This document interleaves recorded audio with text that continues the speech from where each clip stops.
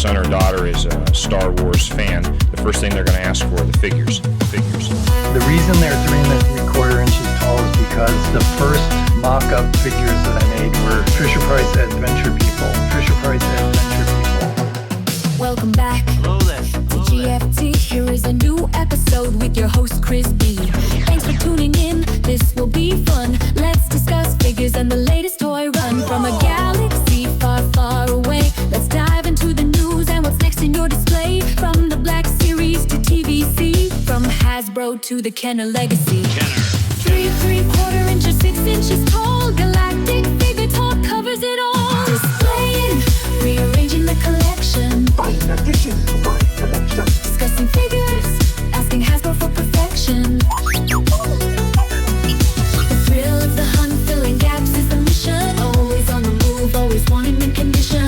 I have 3 of each. 1 to display, 1 to open, and 1 just in case. We finally launched 6-inch when I felt the time was right. Displaying, rearranging the collection. I am Boba Fett. I cost more. Discussing figures, asking Hasbro for perfection.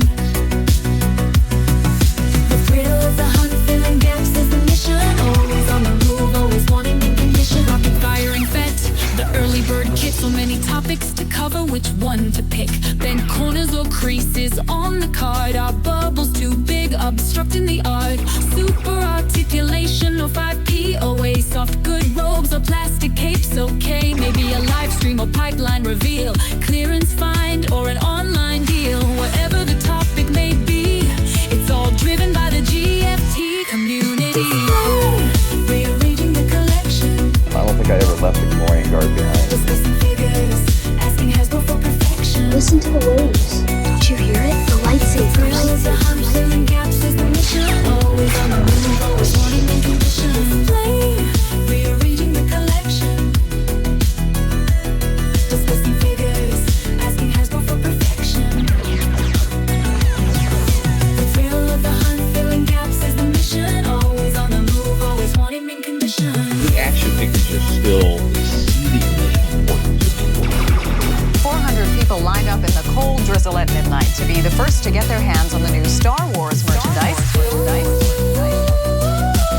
I'm Luke Skywalker here rescuing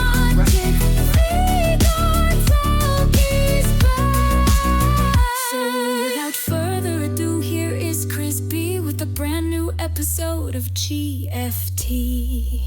Welcome to another episode of GFT, Galactic Figure Talk. My name is Chris B. I'm your host, and on this episode, I want to talk about the Star Wars Vintage Collection Ghost vehicle, which was the HasLab project last year, which just arrived on doorsteps across the country and also internationally. I know some people are still waiting for the Ghost to arrive. I think Hasbro sent out emails saying that it'll ship in the middle of January. I was one of the lucky ones. I just received it a couple of days ago, and I had the opportunity to take pictures of it and dive into this vehicle. And this episode is specifically dedicated to the Ghost vehicle. And I'm gonna keep it real with you guys because there are some shortcomings on this vehicle, but we'll dive into all of that in this episode. Now, I have 2 more episodes planned for this year, maybe early next. One specifically dedicated to the vintage collection and a look back for 2024. And the other episode is about the Black Series 6-inch line, where we'll also take a look back at 2024. But without any further delay, let's talk about the Ghost. So the Vintage Collection Ghost was announced at San Diego Comic-Con 2023 at the Hasbro panel. It cost $499 plus tax. They needed 8,000 backers before they made it, and it ran from July 21st, 2023 until September 6, 2023. Now, included with the Ghost was the Phantom 2 vehicle, plus the carded version of Hera Syndulla. The first unlock, which was at 11,000 backers, was Ezra Bridger. The second unlock at 14,000 backers was Kanan Jarrus. And then the last unlock, number 3, at 17,000 backers, was Zeb Aurelius. And the official final backer number was 21,768 units sold.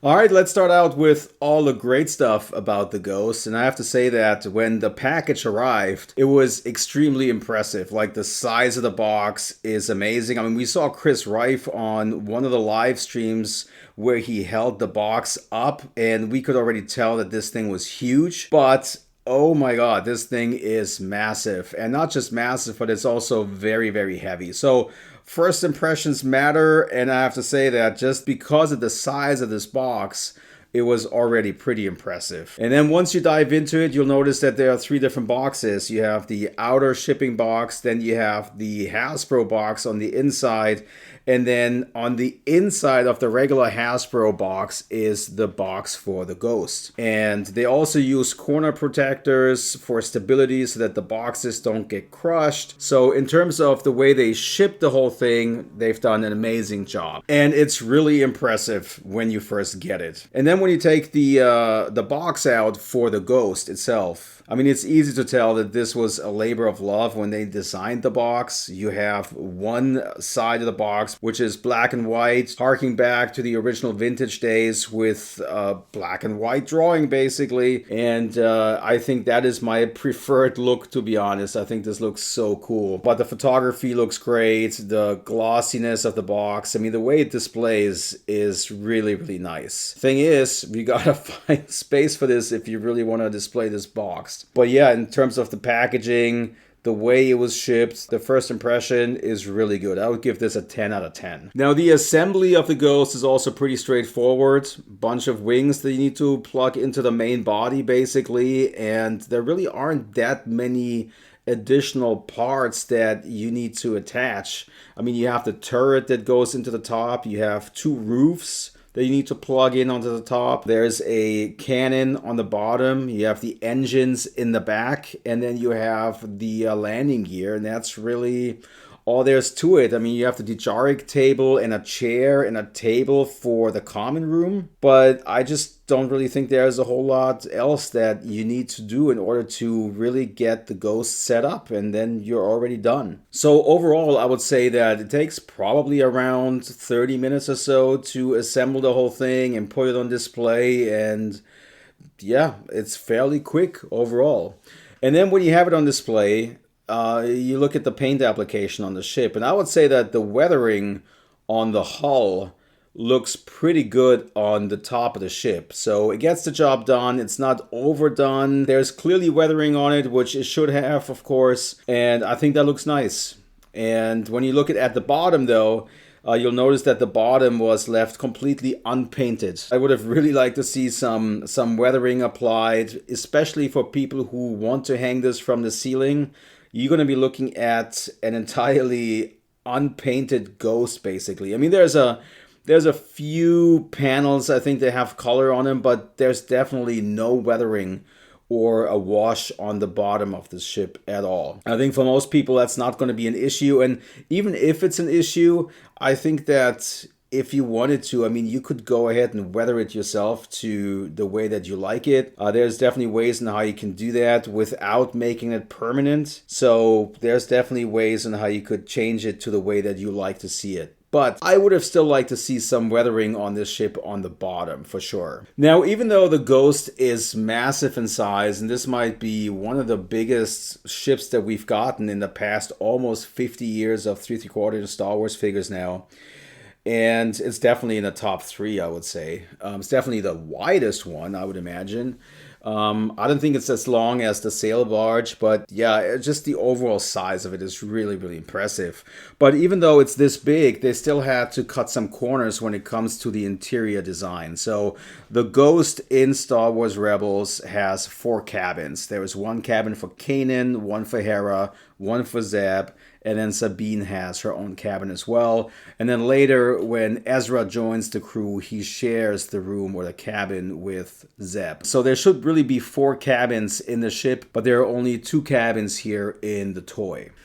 So yeah, they have to cut corners in order to make it work for the toy. And not having two of the cabins here, I don't really think is a deal breaker. For me personally, it's not. Other than that, they do have the common room. They do have the cargo holding unit that's underneath the cockpit, which I'll get to in a second. And I think the only other thing that's missing really is the galley that's behind the common room. And I'm not even sure if we ever see that in the Star Wars Rebels TV show, but checking out the floor plan for the Ghost, there's supposed to be some sort of kitchen behind the common room, which they didn't integrate into the toy. And again, to me, that is not a deal breaker by any means. Now, I already talked about the paint application on the hull. And I would say that the paint application on the inside of the ship gets the job done pretty well. Get some lights painted in the cockpit, you have the chairs painted, the Dejarik table, the floor is painted, you have some panels on the walls that are painted. So I think that the interior paint application is done pretty well. And looking at the cockpit, looking at the cabins in the middle, and then looking at the common room, I think it all works pretty well together. One thing I've noticed is that, for example, there are no sliding doors in the Ghost at all. So the cabins, both of the cabins are open. The access to the cockpit is open. The access to the common room is open. And it would have been kind of nice to see at least one sliding door somewhere in the vehicle. But yeah, that's not the case. So all the doors within the interior are open. The cockpit seems to have the right size. There are 4 chairs. You can put the figures in there easily. You can put Chopper behind the crew, basically. There's a chair underneath the cockpit also for the turret, where you can put a figure, and then you have the turret on top where you also can put a figure in there. So there's definitely enough room to place your figures inside the ship and have them fit comfortably. So to sum it up now, you know, from the presentation, the box design, when you open it, the assembly, the way it looks on display, I think it all makes for a great product. You know, so far I would give this a 10 out of 10. Totally. You know, just putting it there, putting a few figures inside, it does look great. Really, really cool.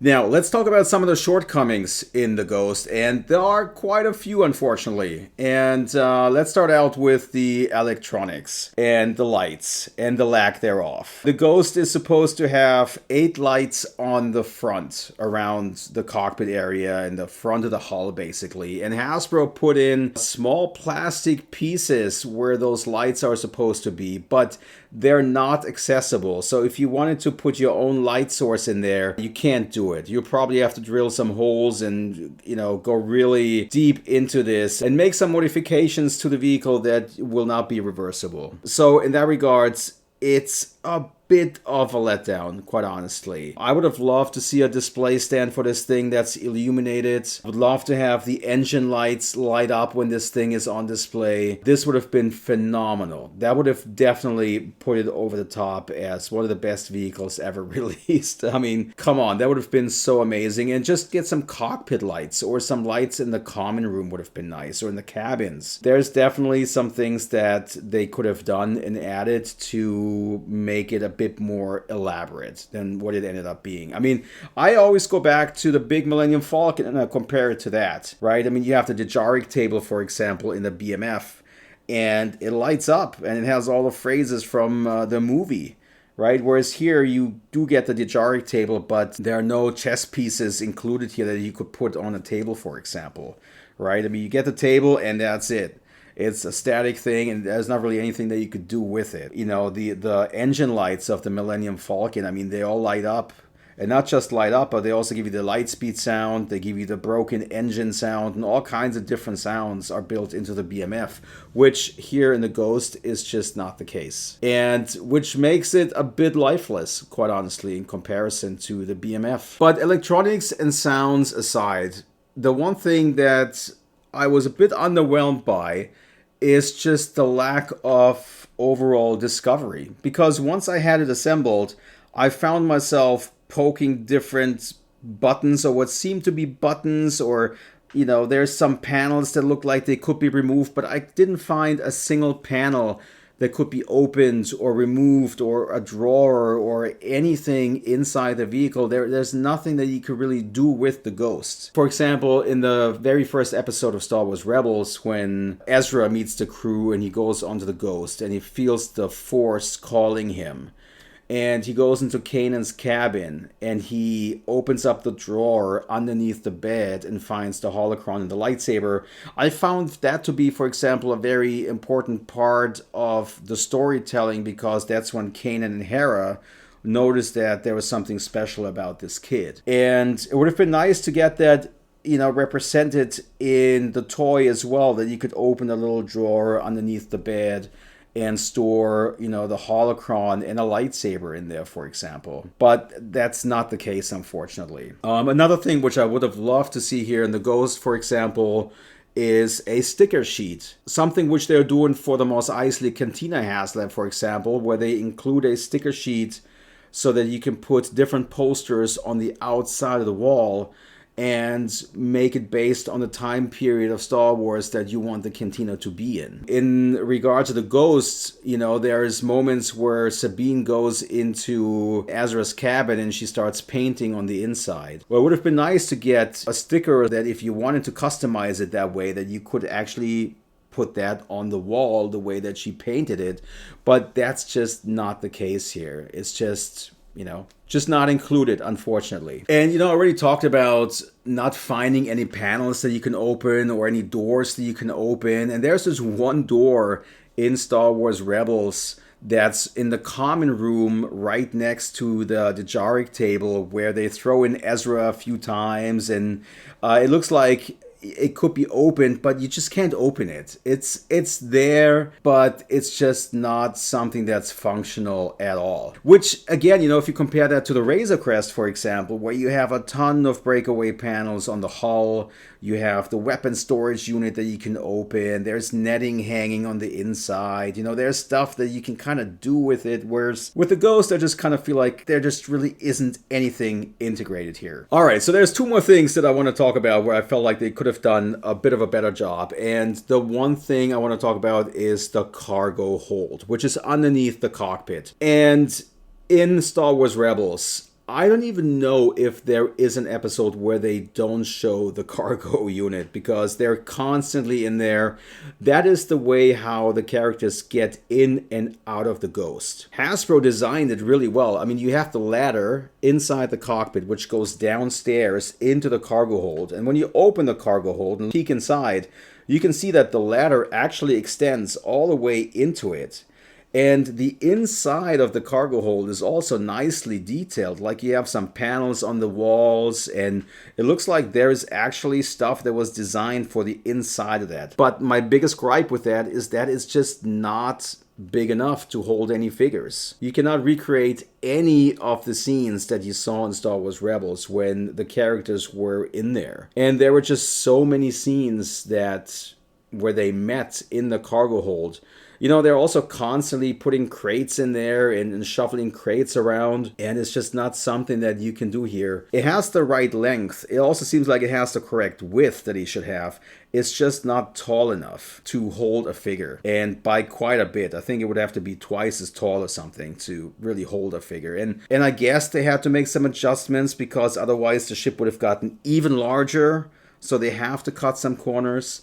I get that, but I still feel like that this is such an important part of the storytelling in Star Wars Rebels when they're in that cargo hold, that I would have liked to see that be a bit more functional. There's also, for example, the way the Ghost picks up cargo when in flight is they have a door on the bottom of the cargo hold which slides open. That's how they can get crates into the Ghost without having to manually push it in. So it would have also been nice to see a sliding door on the bottom of the cargo hold that you could open and actually put a crate on the inside. And talking about crates, would have also been nice to see one or two crates included here with the Ghost that you could actually put into the cargo hold. And last but not least, let's talk about the Phantom 2. I love what this looks like. Love the weathering on it, love the details on it. The only thing that I really don't like about it is Chopper. And Chopper is not half of the size of what a regular 3 3/4 inch figure or dome should be.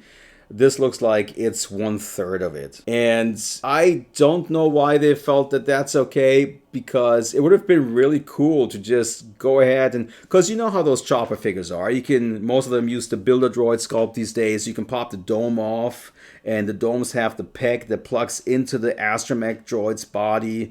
And why not make it so that you can unplug the dome and put whatever dome from another Astromech droid that you wanted to have on there on this vehicle? But that's not possible because it's so severely underscaled. And there's only room for one figure inside the cockpit, which I'm okay with. I understand that they need to cut some of the corners.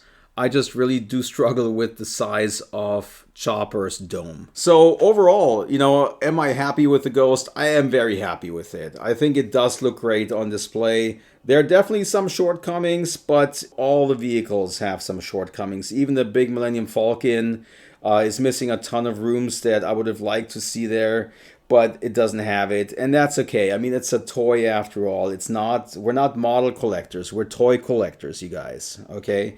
So yes, there are some shortcomings, but overall, I think it turned out fantastic. Now, the 4 figures which are included are also great.